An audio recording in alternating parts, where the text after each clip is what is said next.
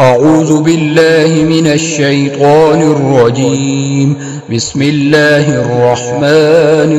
الرحيم. ألف لام ميم. ذلك الكتاب لا ريب فيه هدى للمتقين الذين يؤمنون بالغيب ويقيمون الصلاة ومما رزقناهم ينفقون والذين يؤمنون بما أنزل إليك وما أنزل من قبلك وبالآخرة هم يوقنون أولئك على هدى من ربهم وأولئك هم المفلحون. إن الذين كفروا سواء عليهم أأنذرتهم أم لم تنذرهم لا يؤمنون. ختم الله على قلوبهم وعلى سمعهم وعلى أبصارهم غشاوة ولهم عذاب عظيم. ومن الناس من يقول آمنا بالله وباليوم الآخر وما هم بمؤمنين يخادعون الله والذين آمنوا وما يخدعون إلا أنفسهم وما يشعرون. في قلوبهم مرض فزادهم الله مرضا ولهم عذاب أليم بما كانوا يكذبون. وإذا قيل لهم لا تفسدوا في الأرض قالوا إنما نحن مصلحون ألا إنهم هم المفسدون ولكن لا يشعرون. وإذا قيل لهم آمنوا كما آمن الناس قالوا أنؤمن كما آمن السفهاء ألا إنهم هم السفهاء ولكن لا يعلمون. وإذا لقوا الذين آمنوا قالوا آمنا وإذا خلوا إلى شياطينهم قالوا إنا معكم إنما نحن مستهزئون. الله يستهزئ بهم ويمدهم في طغيانهم يعمهون. أولئك الذين اشتروا الضلالة بالهدى فما ربحت تجارتهم وما كانوا مهتدين. مثلهم كمثل الذي استوقد نارا فلما أضاءت ما حوله ذهب الله بنورهم وتركهم في ظلمات لا يبصرون. صم بكم عمي فهم لا يرجعون. أو كصيب من السماء فيه ظلمات ورعد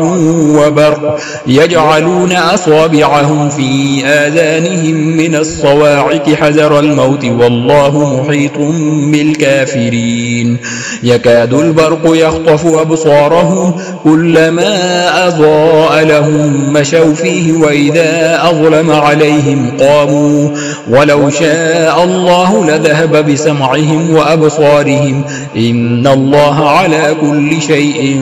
قدير. يا أيها الناس اعبدوا ربكم الذي خلقكم والذين من قبلكم لعلكم تتقون. الذي جعل لكم الأرض فراشا والسماء بناء وأنزل من السماء ماء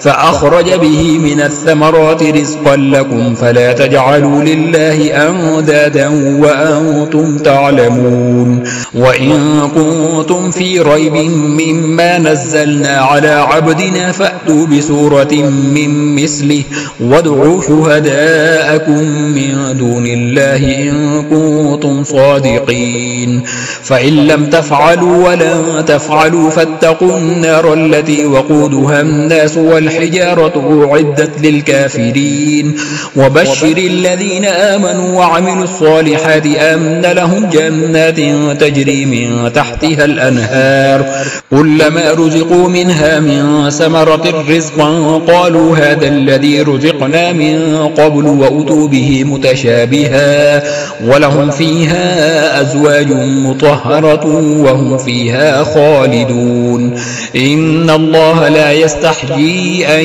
يضرب مثلا ما بعوضة فما فوقها فأما الذين آمنوا فيعلمون أنه الحق من ربهم وأما الذين كفروا فيقولون ماذا أراد الله بهذا مثلا يضل به كثيرا ويهدي به كثيرا وما يضل به إلا الفاسقين الذين ينقضون عهد الله من بعد ميثاقه ويقطعون ما أمر الله به أن يوصل ويفسدون في الأرض أولئك هم الخاسرون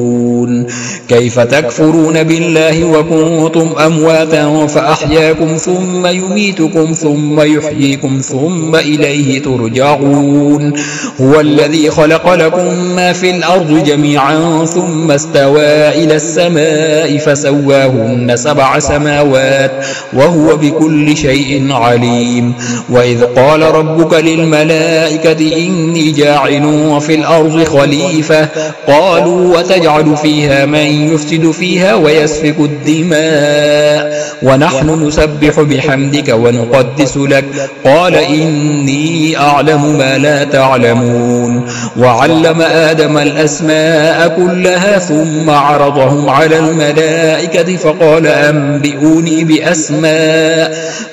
أنبئوني بأسماء هؤلاء إن كنتم صادقين قالوا سبحانك لا علم لنا إلا ما علمتنا إنك أنت العليم الحكيم قال يا آدم أنبئهم بأسمائهم فلما أنبأهم بأسمائهم قال ألم أقل لكم إني أعلم غيب السماوات والأرض وأعلم ما تبدون وما كنتم تكتمون وإذ قلنا للملائكة اسجدوا لآدم فسجدوا إلا إبليس أبى واستكبر وكان من الكافرين وقلنا يا آدم اسكن أنت وزوجك الجنة وكلا منها رغدا حيث شئتما ولا تقربا هذه الشجرة فتكونا من الظالمين فأزلهما الشيطان عنها فأخرجهما مما كانا فيه وقلنا اهبطوا بعضكم لبعض عدو ولكم في الأرض مستقر ومتاع إلى حين فتلقى آدم من ربه كلمات فتاب عليه إنه هو التواب الرحيم قلنا اهبطوا منها جميعا فإما يأتينكم مني هدى فمن تبع هداي فلا خوف عليهم ولا هم يحزنون والذين كفروا وكذبوا بآياتنا أولئك أصحاب النار هم فيها خالدون يا بني إسرائيل اذكروا نعمتي التي أنعمت عليكم وأوفوا بعهدي أوف بعهدكم وإياي فارهبون وآمنوا بما أنزلت مصدقا لما معكم ولا تكونوا أول كافر به ولا تشتروا بآياتي ثمنا قليلا وإياي فاتقون ولا تلبسوا الحق بالباطل وتكتموا الحق وأنتم تعلمون وأقيموا الصلاة وآتوا الزكاة واركعوا مع الراكعين أتأمرون الناس بالبر وتنسون أنفسكم وأنتم تتلون الكتاب أفلا تعقلون واستعينوا بالصبر والصلاة وإنها لكبيرة إلا على الخاشعين الذين يظنون أنهم ملاقو ربهم وأنهم إليه راجعون يا بني إسرائيل اذكروا نعمتي التي أنعمت عليكم وأني فضلتكم على العالمين واتقوا يوما لا تجزي نفس عن نفس شيئا ولا يقبل منها شفاعة ولا يؤخذ منها عدل ولا هم ينصرون وإذ نجيناكم من آل فرعون يسومونكم سوء العذاب يذبحون أبناءكم ويستحيون نساءكم وفي ذلكم بلاء من ربكم عظيم وإذ فرقنا بكم البحر فأنجيناكم وأغرقنا آل فرعون وأنتم تنظرون وإذ واعدنا موسى 40 ليلة ثم اتخذتم العجل من بعده وأنتم ظالمون ثم عفونا عنكم من بعد ذلك لعلكم تشكرون وإذ آتينا موسى الكتاب والفرقان لعلكم تهتدون وإذ قال موسى لقومه يا قوم إنكم ظلمتم أنفسكم باتخاذكم العجل فتوبوا إلى بارئكم فاقتلوا أنفسكم ذلكم خير لكم عند بارئكم فتاب عليكم إنه هو التواب الرحيم وإذ قلتم يا موسى لن نؤمن لك حتى نرى الله جهرة فأخذتكم الصاعقة وأنتم تنظرون ثم بعثناكم من بعد موتكم لعلكم تشكرون وظللنا عليكم الغمام وأنزلنا عليكم المن والسلوى كلوا من طيبات ما رزقناكم وما ظلمونا ولكن كانوا أنفسهم يظلمون وإذ قلنا ادخلوا هذه القرية فكلوا منها حيث جئتم رغدا وادخلوا الباب سجدا وقولوا حطة نغفر لكم خطاياكم وسنزيد المحسنين فبدل الذين ظلموا قولا غير الذي قيل لهم فأنزلنا على الذين ظلموا رجزا من السماء بما كانوا يفسقون وإذ استسقى موسى لقومه فقلنا اضرب بعصاك الحجر فانفجرت منه 12 عينا قد علم كل ناس مشربهم كلوا واشربوا من رزق الله ولا تعثوا في الأرض مفسدين وإذ قلتم يا موسى لن نصبر على طعام واحد فادع لنا ربك يخرج لنا مما تنبت الأرض من بقلها وقثائها وفومها وعدسها وبصلها قال تستبدلون الذي هو أدنى بالذي هو خير اهبطوا مصرا فإن لكم ما سألتم وضربت عليهم الذلة والمسكنة وباءوا بغضب من الله ذلك بأنهم كانوا يكفرون بآيات الله ويقتلون النبيين بغير الحق ذلك بما عصوا وكانوا يعتدون إن الذين آمنوا والذين هادوا والنصارى والصابئين من آمن بالله واليوم الآخر وعمل صالحا فلهم أجرهم عند ربهم ولا خوف عليهم ولا هم يحزنون وإذ أخذنا ميثاقكم ورفعنا فوقكم الطور خذوا ما آتيناكم بقوة واذكروا ما فيه لعلكم تتقون ثم توليتم من بعد ذلك فلولا فضل الله عليكم ورحمته لكنتم من الخاسرين ولقد علمتم الذين اعتدوا منكم في السبت فقلنا لهم كونوا قردة خاسئين فجعلناها نكالا لما بين يديها وما خلفها وموعظة للمتقين وإذ قال موسى لقومه إن الله يأمركم أن تذبحوا بقرة قالوا وتتخذنا هزوا قال أعوذ بالله أن نكون من الجاهلين قالوا ادع لنا ربك يبين لنا ما هي قال إنه يقول إنها بقرة لا فارض ولا بكر عوان بين ذلك فافعلوا ما تؤمرون قالوا ادع لنا ربك يبين لنا ما لونها قال إنه يقول إنها بقرة صفراء فاقع لونها تسر الناظرين قالوا ادع لنا ربك يبين لنا ما هي إن البقرة شابه علينا وإنا إن شاء الله لمهتدون قال إنه يقول إنها بقرة لا ذلول تثير الأرض ولا تسقي الحرث مسلمة لا شية فيها قالوا الآن جئت بالحق فذبحوها وما كادوا يفعلون وإذ قتلتم نفسا فادارأتم فيها والله مخرج ما كنتم تكتمون فقلنا اضربوه ببعضها كذلك يحيي الله الموتى ويريكم آياته لعلكم تعقلون ثم قست قلوبكم من بعد ذلك فهي كالحجارة أو أشد قسوة وإن من الحجارة لما يتفجر منه الأنهار وإن منها لما يشقق فيخرج منه الماء وإن منها لما يهبط من خشية الله وما الله بغافل عما تعملون أفتطمعون أن يؤمنوا لكم وقد كان فريق منهم يسمعون كلام الله ثم يحرفونه من بعد ما عقلوه وهم يعلمون. وإذا لقوا الذين آمنوا قالوا آمنا وإذا خلا بعضهم إلى بعض وقالوا وتحدثونهم بما فتح الله عليكم ليحاجوكم به عند ربكم أفلا تعقلون. أولا يعلمون أن الله يعلم ما يسرون وما يعلنون. ومنهم أميون لا يعلمون الكتاب إلا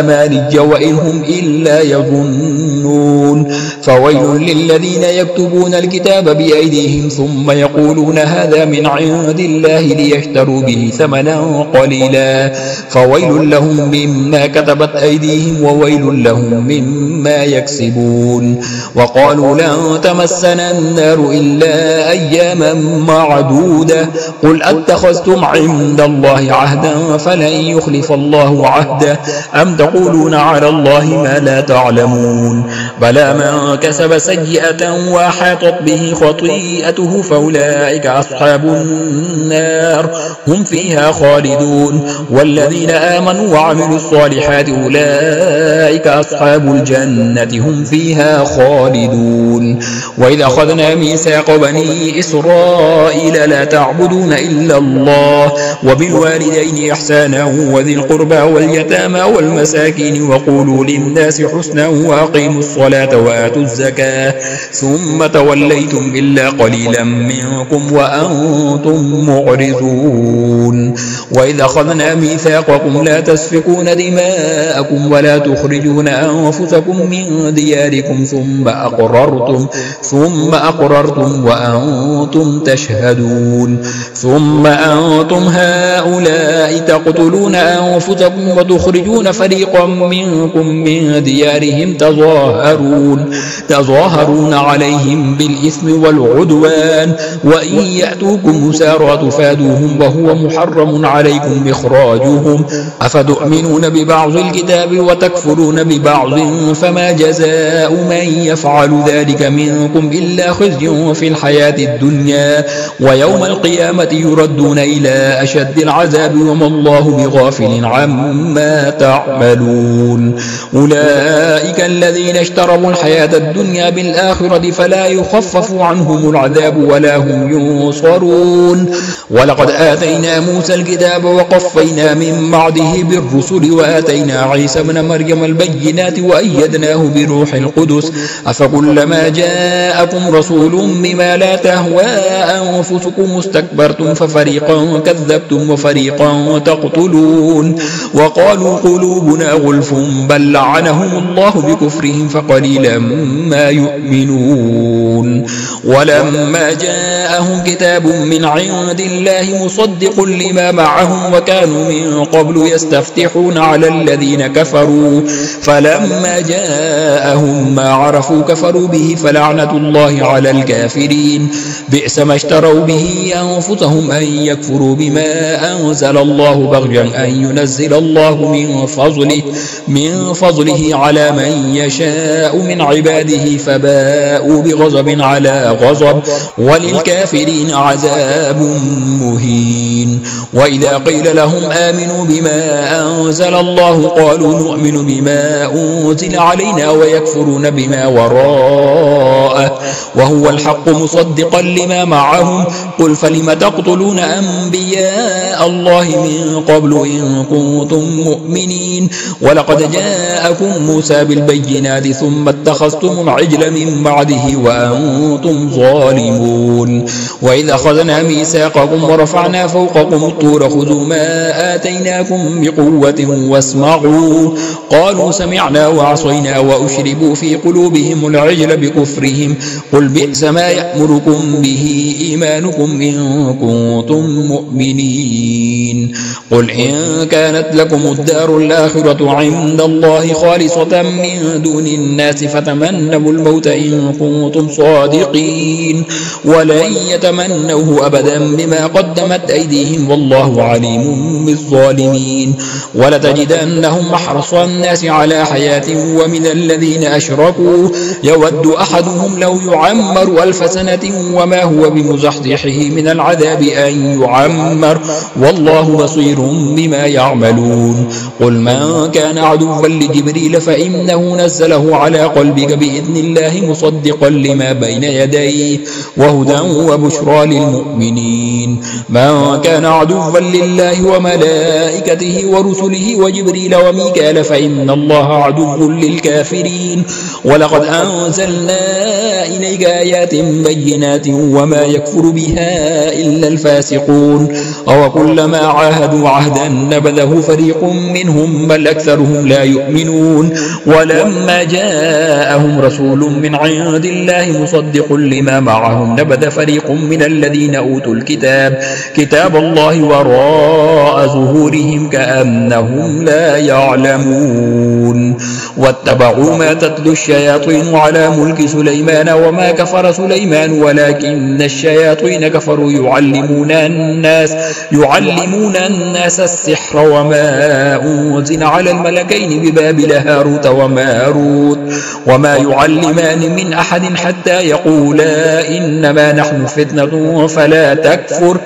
فيتعلمون منهما ما يفرقون به بين المرء وزوجه وما هم بضارين به من أحد إلا بإذن الله ويتعلمون ما يضرهم ولا ينفعهم ولقد علموا لمن اشتراه ما له في الآخرة من خلاق ولبئس ما شروا به أنفسهم لو كانوا يعلمون ولو أنهم آمنوا واتقوا لمثوبة من عند الله خير لو كانوا يعلمون يا أيها الذين آمنوا لا تقولوا راعنا وقولوا انظرنا واسمعوا وللكافرين عذاب أليم ما يود الذين كفروا من أهل الكتاب ولا المشركين أن ينزل عليكم من خير من ربكم والله يختص برحمته من يشاء والله ذو الفضل العظيم ما ننسخ من آية أو ننسها نأتي بخير منها أو مثلها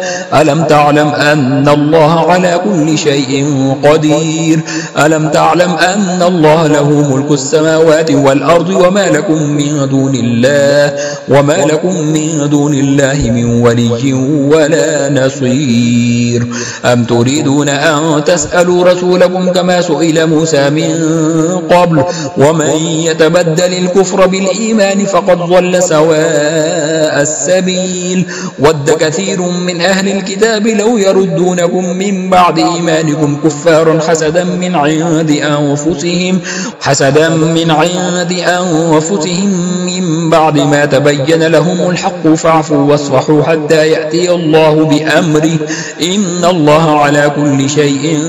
قدير وأقيموا الصلاة وآتوا الزكاة وما تقدموا لأنفسكم من خير تجدوه عند الله إن الله بما تعملون بصير وقالوا لن يدخل الجنة إلا من كان هودا أو نصارى تلك أمانيهم قل هاتوا برهانكم إن كنتم صادقين بلى من أسلم وجهه لله وهو محسن فله أجره عند ربه ولا خوف عليهم ولا هم يحزنون وقالت اليهود ليست النصارى على شيء وقالت النصارى ليست اليهود على شيء وهم يتلون الكتاب كذلك قال الذين لا يعلمون مثل قولهم فالله يحكم بينهم يوم القيامة فيما كانوا فيه يختلفون ومن أظلم ممن منع مساجد الله أن يذكر فيها اسمه وسعى في خرابها أولئك ما كان لهم أن يدخلوها إلا خائفين لهم في الدنيا خزي ولهم في الآخرة عذاب عظيم ولله المشرق والمغرب فأينما تولوا فثم وجه الله إن الله واسع عليم وقالوا اتخذ الله ولدا سبحانه بل له ما في السماوات والأرض كل له قانتون بديع السماوات والأرض وإذا قضى أمرا فإنما يقول له كن فيكون وقال الذين لا يعلمون لولا يكلمنا الله أو تأتينا آية كذلك قال الذين من قبلهم مثل قولهم تشابهت قلوبهم قد بينا الآيات لقوم يوقنون إنا أرسلناك بالحق بشيرا ونذيرا ولا تسأل عن أصحاب الجحيم ولن ترضى عنك اليهود ولا النصارى حتى تتبع ملتهم قل إن هدى الله هو الهدى ولئن اتبعت أهواءهم بعد الذي جاءك من العلم ما لك من الله من ولي ولا نصير الذين آتيناهم الكتاب يتلونه حق تلاوته أولئك يؤمنون به ومن يكفر به فأولئك هم الخاسرون يا بني إسرائيل اذكروا نعمتي التي أنعمت عليكم وأني فضلتكم على العالمين واتقوا يوما لا تجزي نفس عن نفس شيئا ولا يقبل منها عدل ولا تنفعها شفاعة ولا هم ينصرون وإذ ابتلى إبراهيم ربه بكلمات فأتمهن قال إني جاعلك للناس إماما قال ومن ذريتي قال لا ينال عهد الظالمين وإذ جعلنا البيت مثابة للناس وأمنا واتخذوا من مقام إبراهيم مصلى وعهدنا إلى إبراهيم وإسماعيل أن طهر بيتي للطائفين والعاكفين والركع السجود وإذ قال إبراهيم رب اجعل هذا بلدا آمنا وارزق أهله من الثمرات من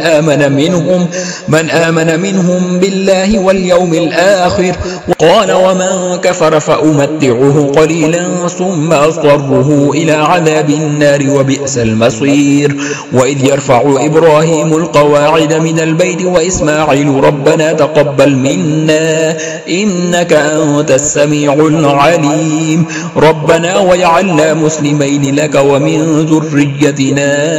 أمة مسلمة لك وأرنا مناسكنا وتب علينا إنك أنت التواب الرحيم ربنا وابعث فيهم رسولا منهم يتلو عليهم آياتك ويعلمهم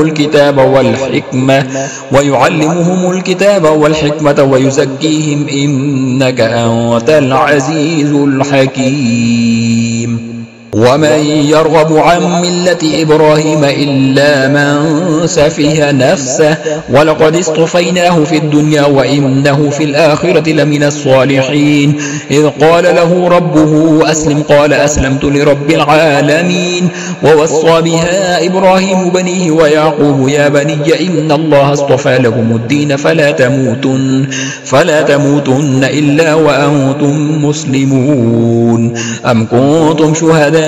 إذ حضر يعقوب الموت إذ قال لبنيه ما تعبدون من بعدي قالوا نعبد إلهك وإله آبائك إبراهيم وإسماعيل وإسحاق إلها واحدا ونحن له مسلمون تلك أمة قد خلت لها ما كسبت ولكم ما كسبتم ولا تسألون عما كانوا يعملون وقالوا كونوا هودا أو نصارى تهتدوا قل بل ملة إبراهيم حنيفا وما كان من المشركين قولوا آمنا بالله وما أنزل إلينا وما أنزل إلى إبراهيم وإسماعيل وإسحاق ويعقوب والأسباط وما أوتي موسى وعيسى وما أوتي النبيون من ربهم لا نفرق بين أحد منهم ونحن له مسلمون فإن آمنوا بمثل ما آمنتم به فقد اهتدوا وإن تولوا فإنما هم في شقاق فسيكفيكهم الله وهو السميع العليم صبغة الله ومن أحسن من الله صبغة ونحن له عابدون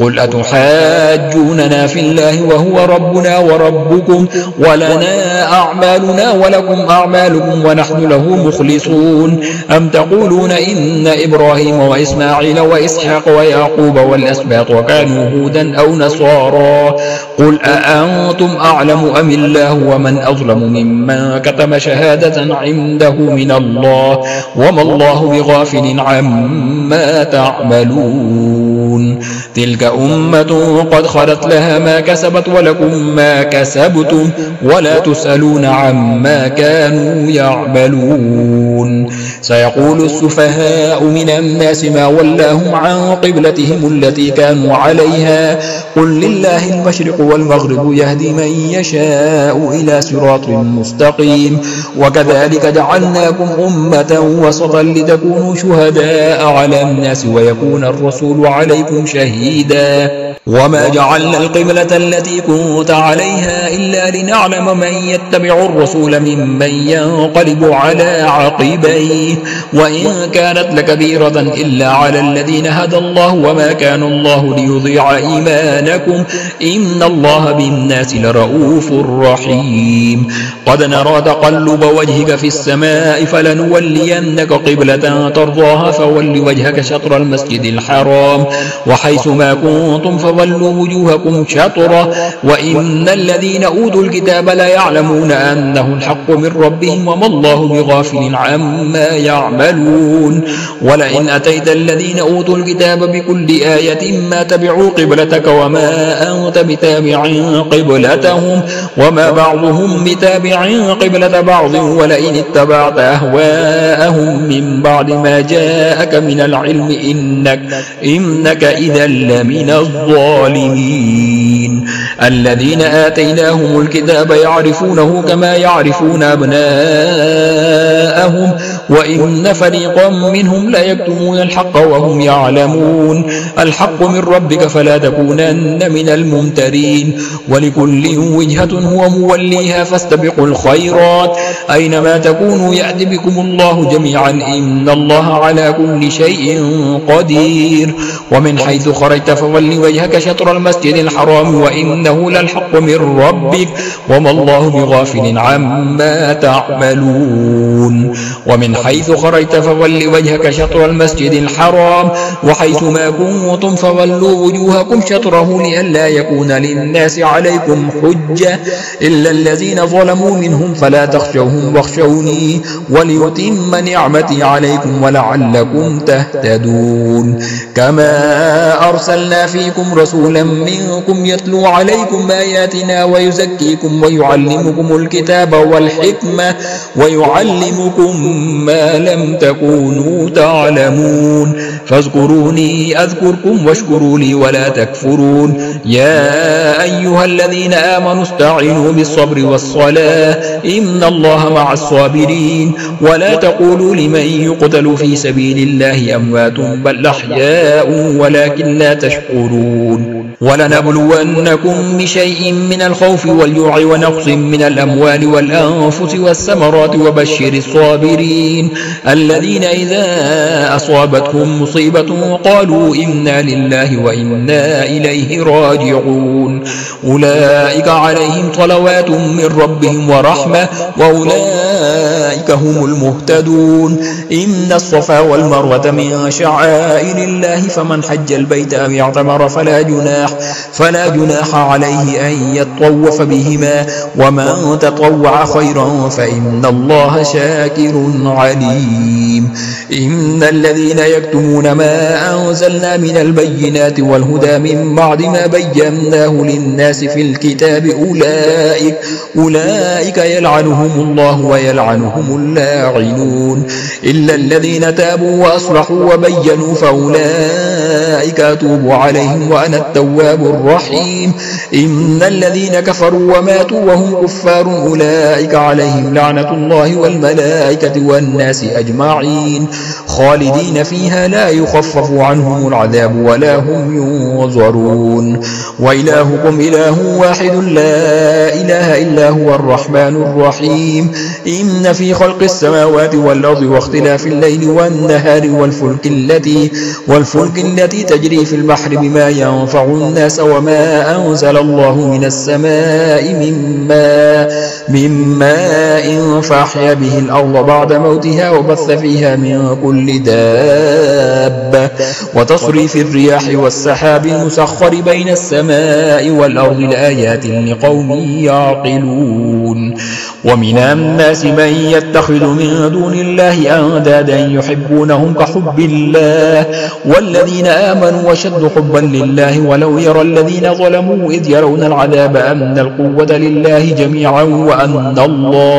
وأن الله شديد العذاب. استبرأ الذين اتبعوا من الذين اتبعوا ورأوا العذاب وتقطعت بهم الأسباب. وقال الذين اتبعوا لو أن لنا كرة فنتبرأ منهم كما تبرأوا منا كذلك يريهم الله أعمالهم حسرات عليهم وما هم بخارجين من النار. يا أيها الناس كلوا مما في الأرض حلالا طيبا ولا تتبعوا خطوات الشيطان إنه لكم عدو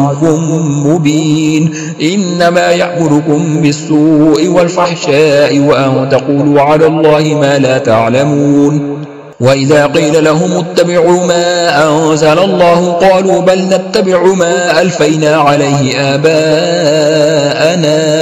أولو كان آباؤهم لا يعقلون شيئا ولا يهتدون. ومثل الذين كفروا كمثل الذي ينعق بما لا يسمع إلا دعاء ونداء صم بكم عمي فهم لا يعقلون. يا أيها الذين آمنوا كلوا من طيبات ما رزقناكم واشكروا لله إن كنتم إياه تعبدون. إنما حرم عليكم الميتة والدم ولحم الخنزير وما أهل به لغير الله فمن اضطر غير باغ ولا عاد فلا إثم عليه إن الله غفور رحيم. إن الذين يكتمون ما أنزل الله من الكتاب ويشترون به ثمنا قليلا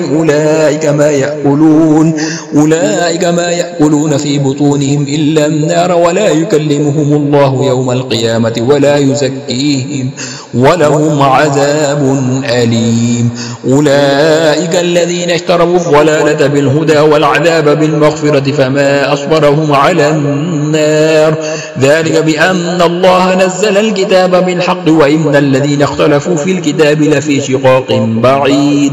ليس البر أن تولوا وجوهكم قبل المشرق والمغرب ولكن البر من آمن بالله واليوم الآخر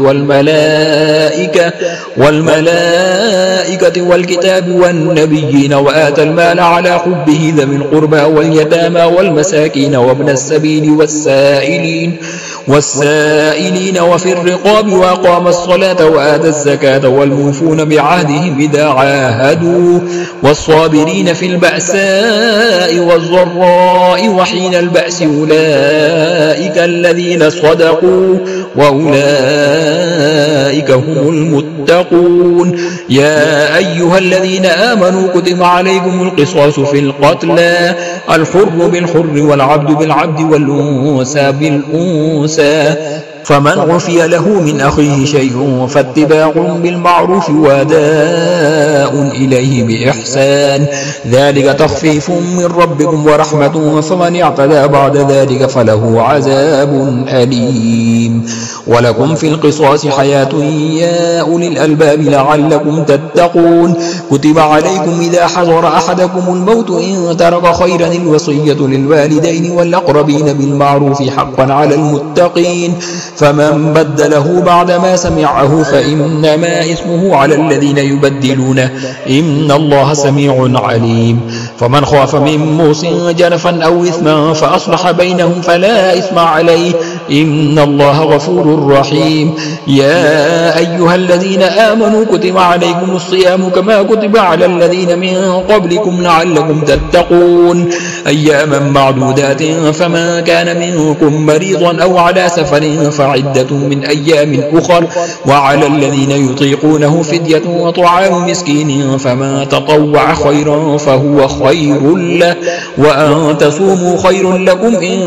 كنتم تعلمون. تعلمون. شهر رمضان الذي أنزل فيه القرآن هدى للناس وبينات من الهدى والفرقان، فمن شهد منكم الشهر فليصمه، ومن كان مريضا أو على سفر فعدة من أيام أخر، يريد الله بكم اليسر ولا يريد بكم العسر ولتكملوا العدة ولتكبروا الله على ما هداكم ولعلكم تشكرون. وإذا سألك عبادي عني فإني قريب أجيب دعوة الداعي إذا دعاني فليستجيبوا لي وليؤمنوا بي لعلهم يرشدون. أحل لكم ليلة الصيام الرفث إلى نسائكم هن لباس لكم وأنتم لباس لهن، علم الله أنكم كنتم تختانون أنفسكم فتاب عليكم وعفى عنكم، فالآن باشروهن وابتغوا ما كتب الله لكم، وكلوا واشربوا حتى يتبين لكم الخيط الأبيض من الخيط الأسود من الفجر، ثم أتموا الصيام إلى الليل ولا تباشروهن وأنتم عاكفون في المساجد، تلك حدود الله فلا تقربوها، كذلك يبين الله آياته للناس لعلهم يتقون. ولا تأكلوا أموالكم بينكم بالباطل وتدلوا بها إلى الحكام لتأكلوا فريقا من أموال الناس بالإثم وأنتم تعلمون. يسألونك عن الله قل هي مواقيت للناس والحج وليس البر بأن تأتوا البيوت من ظهورها ولكن البر من اتقى، وأتوا البيوت من أبوابها واتقوا الله لعلكم تفلحون. وقاتلوا في سبيل الله الذين يقاتلونكم ولا تعتدوا إن الله لا يحب المعتدين. واقتلوهم حيث ثقفتموهم وأخرجوهم من حيث أخرجوكم والفتنة أشد من القتل، ولا تقاتلوهم عند المسجد الحرام حتى يقاتلوكم فيه، فإن قاتلوكم فاقتلوهم كذلك جزاء الكافرين. فإن انتهوا فإن الله غفور رحيم. وقاتلوهم حتى لا تكون فتنة ويكون الدين لله، فإن انتهوا فلا عدوان إلا على الظالمين. الشهر الحرام بالشهر الحرام والحرمات قصاص، فمن اعتدى عليكم فاعتدوا عليه بمثل ما اعتدى عليكم، واتقوا الله واعلموا أن الله مع المتقين. وأنفقوا في سبيل الله ولا تلقوا بأيديكم إلى التهلكة وأحسنوا إن الله يحب المحسنين. وأتموا الحج والعمرة لله، فإن أحصرتم فما استيسر من الهدي، ولا تحلقوا رؤوسكم حتى يبلغ الهدي محله، فمن كان منكم مريضا أو به أذى من رأسه ففدية من صيام أو صدقة أو نسك، فإذا أمنتم فمن تمتع بالعمرة إلى الحج فما استيسر من الهدي، فمن لم يجد فصيام 3 أيام في الحج و7 إذا رجعتم، تلك 10 كاملة، ذلك لمن لم يكن أهله حاضر المسجد الحرام. واتقوا الله واعلموا أن الله شديد العقاب. الحج أشهر معلومات، فمن فرض فيهن الحج فلا رفث ولا فسوق ولا جدال في الحج، وما تفعلوا من خير يعلمه الله، وتزودوا فإن خير الزاد التقوى واتقون يا أولي الألباب. ليس عليكم جناح أن تبتغوا فضلا من ربكم، فإذا أفضتم من عرفات فاذكروا الله عند المشعر الحرام واذكروه كما هداكم وإن كنتم من قبله لمن الضالين. ثم أفيضوا من حيث أفاض الناس واستغفروا الله إن الله غفور رحيم. فإذا قضيتم مناسككم فاذكروا الله كذكركم آباءكم أو أشد ذكرا، فمن الناس من يقول ربنا آتنا في الدنيا وما له في الآخرة من خلاق، ومنهم من يقول ربنا آتنا في الدنيا حسنة وفي الآخرة حسنة وقنا عذاب النار. أولئك لهم نصيب مما كسبوا والله سريع الحساب. واذكروا الله في أيام معدودات، فمن تعجل في يومين فلا إثم عليه ومن تأخر فلا إثم عليه لمن اتقى. واتقوا الله واعلموا أنكم إليه تحشرون. ومن الناس من يعجبك قوله في الحياة الدنيا ويشهد الله على ما في قلبه وهو ألد الخصام، وإذا تولى سعى في الأرض ليفسد فيها ويهلك الحرث والنسل والله لا يحب الفساد. وإذا قيل له اتق الله أخذته العزة بالإثم فحسبه جهنم ولبئس المهاد. ومن الناس من يشري نفسه ابتغاء مرضات الله والله رؤوف بالعباد. يا أيها الذين آمنوا آمنوا ادخلوا في السلم كافة ولا تتبعوا خطوات الشيطان إنه لكم عدو مبين فإن زللتم من بعد ما جاءتكم البينات فاعلموا أن الله عزيز حكيم هل ينظرون إلا أن يأتيهم الله في ظلل من الغمام والملائكة وقضي الأمر وإلى الله ترجع الأمور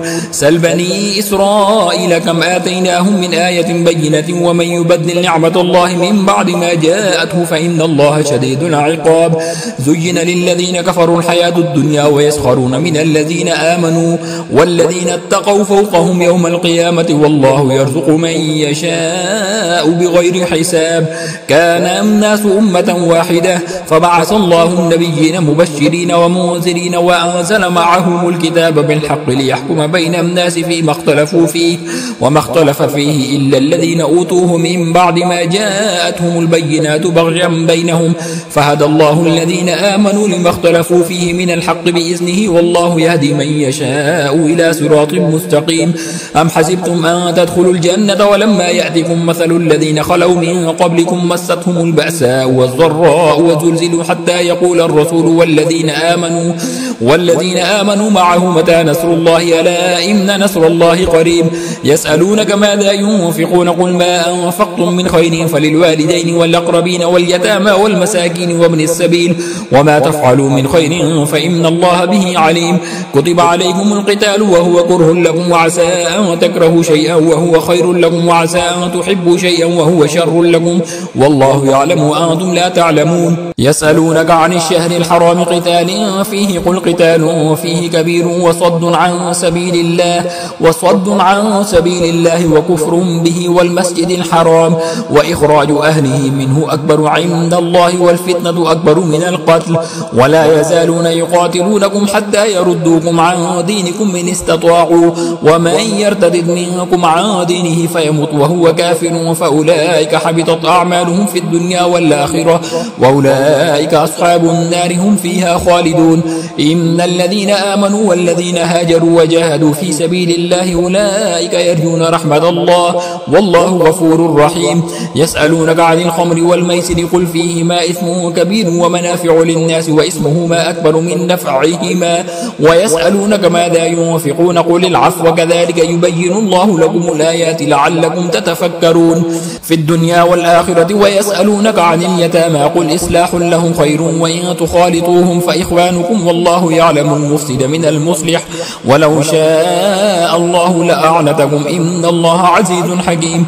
ولا تنكحوا المشركات حتى يؤمن ولأمة مؤمنة خير من مشركة ولو أعجبتكم ولا تنكحوا المشركين حتى يؤمنوا ولا عبد مؤمن خير من مشرك ولو أعجبكم أولئك يدعون إلى النار والله يدعو إلى الجنة والمغفرة بإذنه ويبين آياته للناس لعلهم يتذكرون ويسألونك عن المحيض قل هو أذى فاعتزلوا النساء في المحيض ولا تقربوهن حتى يطهرن فإذا تطهرن فأتوهن من حيث أمركم الله إن الله يحب التوابين ويحب المتطهرين نساؤكم حرث لكم فأتوا حرثكم أن شئتم وقدموا لأنفسكم واتقوا الله واعلموا أنكم ملاقوه وبشر المؤمنين ولا تجعلوا الله عرضة لأيمانكم أن تبروا وتتقوا وتصلحوا بين الناس والله سميع عليم لا يؤاخذكم الله باللغو في أيمانكم ولكن يؤاخذكم بما كسبت قلوبكم والله غفور حليم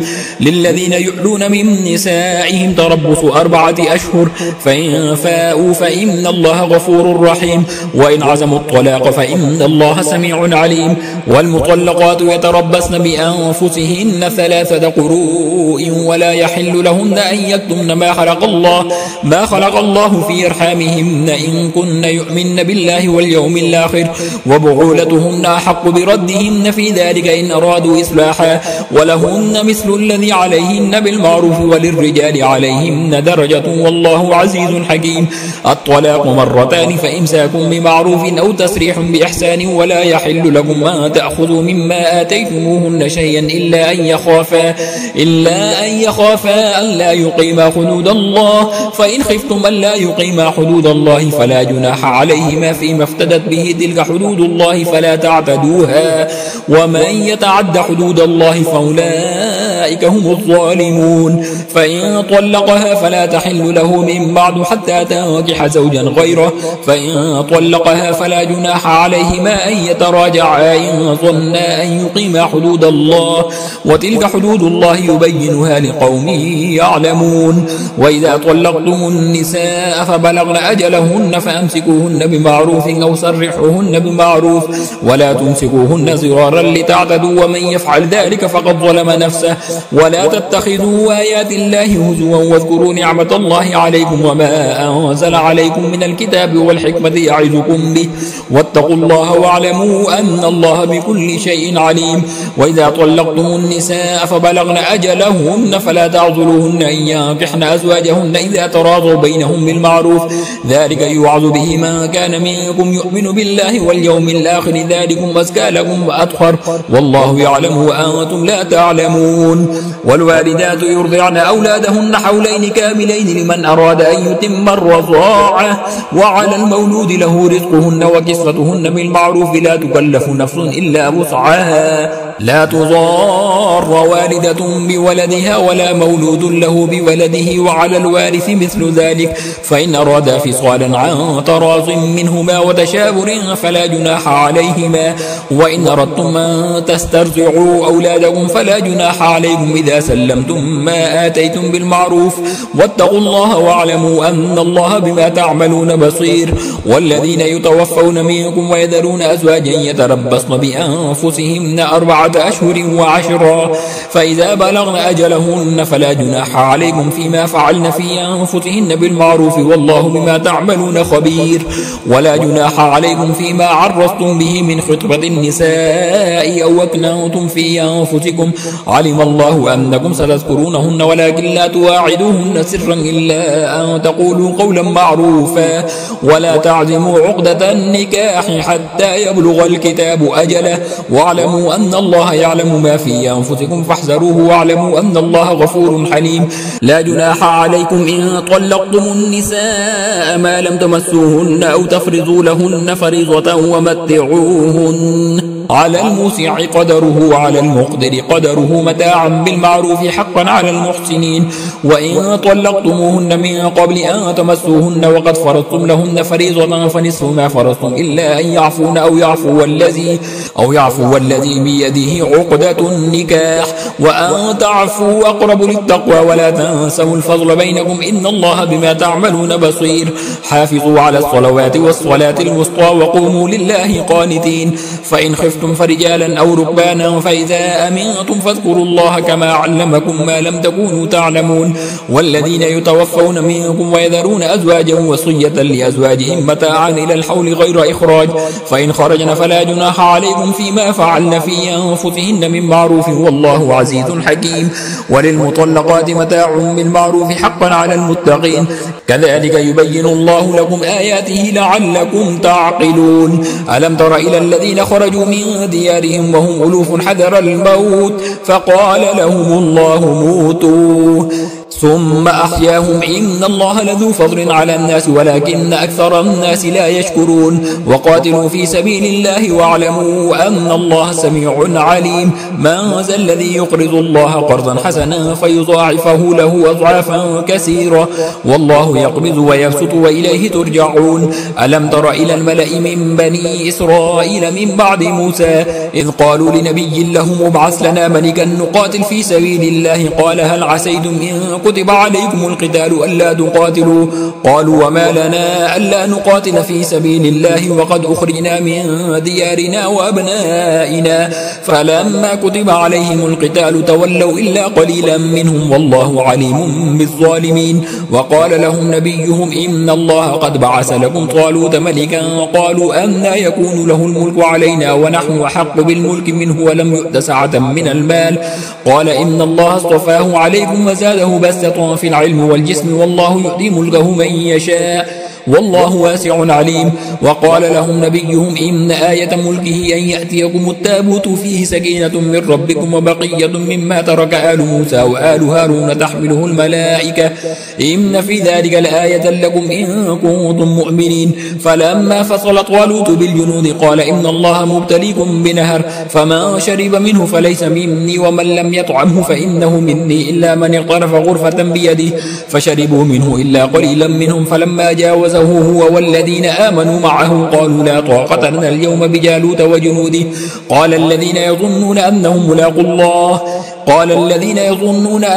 ملاقوا الله كم من فئة قليلة غلبت فئة كثيرة بإذن الله والله مع الصابرين. ولما برزوا لجالوت وجنوده قالوا ربنا أفرغ علينا صبرا وثبت أقدامنا وانصرنا على القوم الكافرين. فهزموهم بإذن الله وقتل داود جالوت وآتاه الله الملك والحكمة وعلمه مما يشاء. ولولا دفع الله الناس بعضهم ببعض لفسدت الأرض ولكن الله ذو فضل على العالمين. تلك آيات الله نتلوها عليك بالحق وإنك لمن المرسلين. تلك الرسل فضلنا بعضهم على بعض منهم من كلم الله ورفع بعضهم درجات وآتينا عيسى ابن مريم البينات وأيدناه بروح القدس. ولو شاء الله ما اقتتل الذين من بعدهم من بعد ما جاءتهم البينات ولكن اختلفوا فمنهم من آمن ومنهم من كفر. ولو شاء الله ما اقتتلوا ولكن الله يفعل ما يريد. يا أيها الذين آمنوا أنفقوا مما رزقناكم من قبل أن يأتي يوم لا بيع فيه ولا خلة ولا شفاعة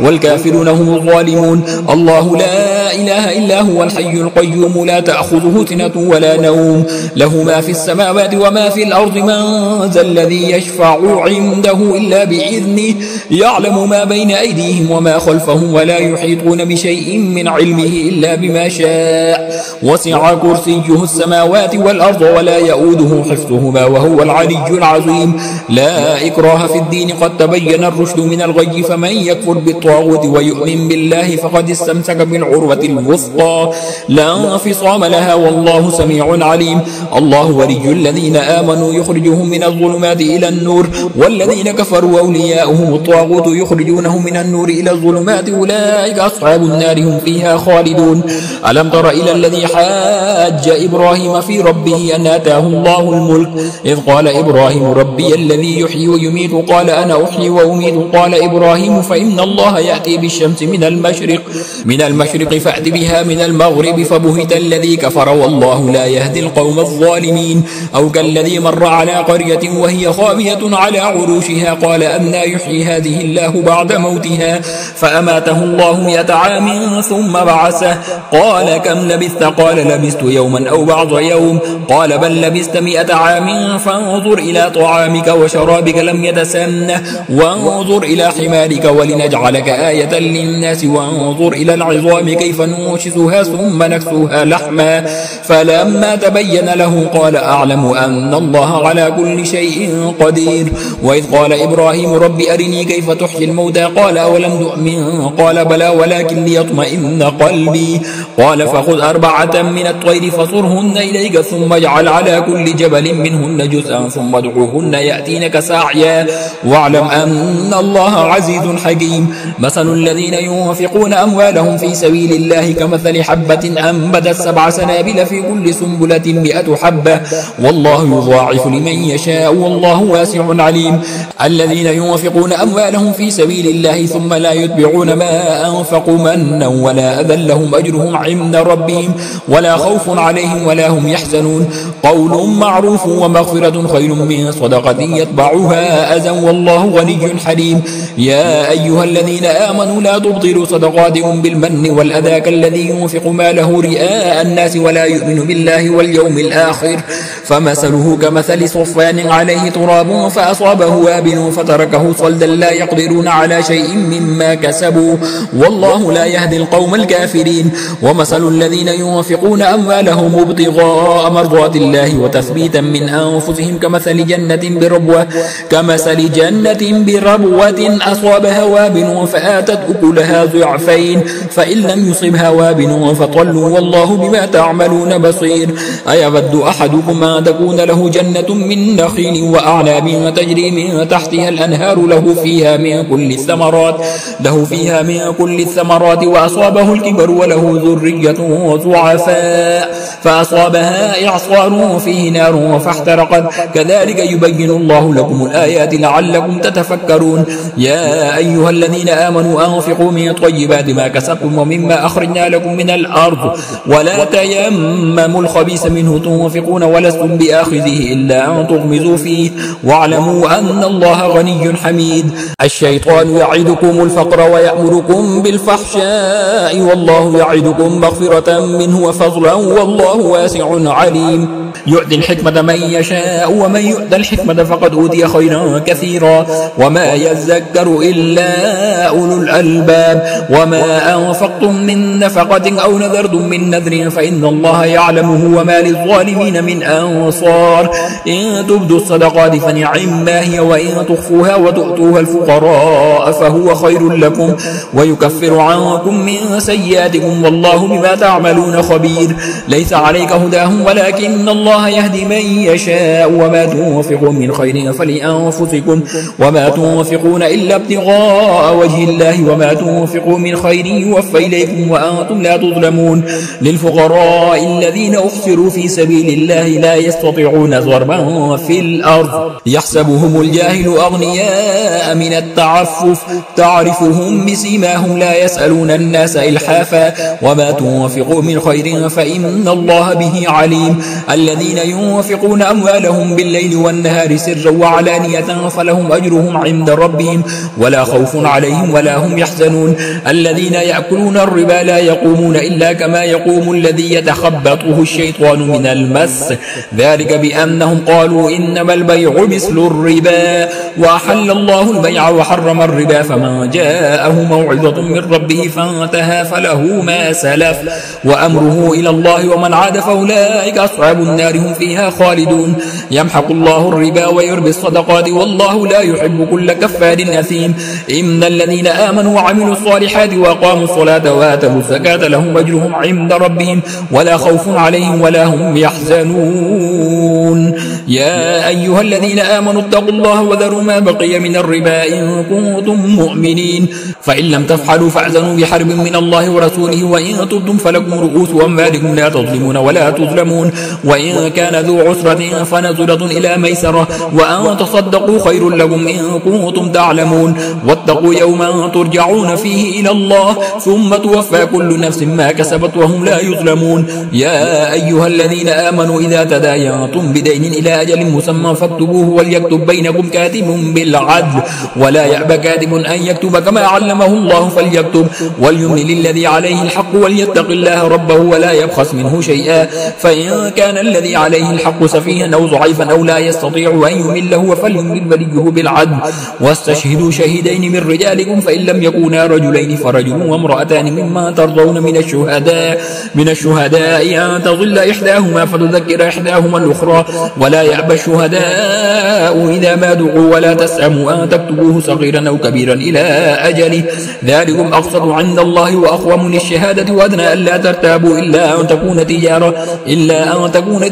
حاضرة تديرونها بينكم فليس عليكم جناح ألا تكتبوها وأشهدوا إذا تبايعتم ولا يضار كاتب ولا شهيد وإن تفعلوا فإنه فسوق بكم واتقوا الله ويعلمكم الله والله بكل شيء عليم وإن كنتم على سفر ولم تجدوا كاتبا فرهان مقبوضة فإن أمن بعضكم بعضا فليؤدي الذي يؤتمن أمانته وليتق الله ربه ولا تكتموا الشهادة ومن يكتمها فإنه آثم قلبه والله بما تعملون عليم لله ما في السماوات وما في الأرض وإن تبدوا ما في أنفسكم أو تخفوه يحاسبكم به الله فيغفر لمن يشاء ويعذب من يشاء والله على كل شيء قدير آمن الرسول بما أنزل إليه من ربه والمؤمنون كل آمن بالله وملائكته وكتبه ورسله لا نفرق بين أحد من رسله وقالوا سمعنا وأطعنا غفرانك ربنا وإليك المصير لا يكلف الله نفسا إلا وسعها لها ما كسبت وعليها ما اكتسبت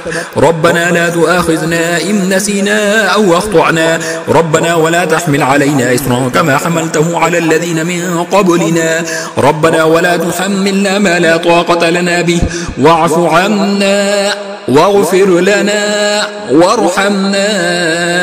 أنت مولانا فانصرنا على القوم الكافرين.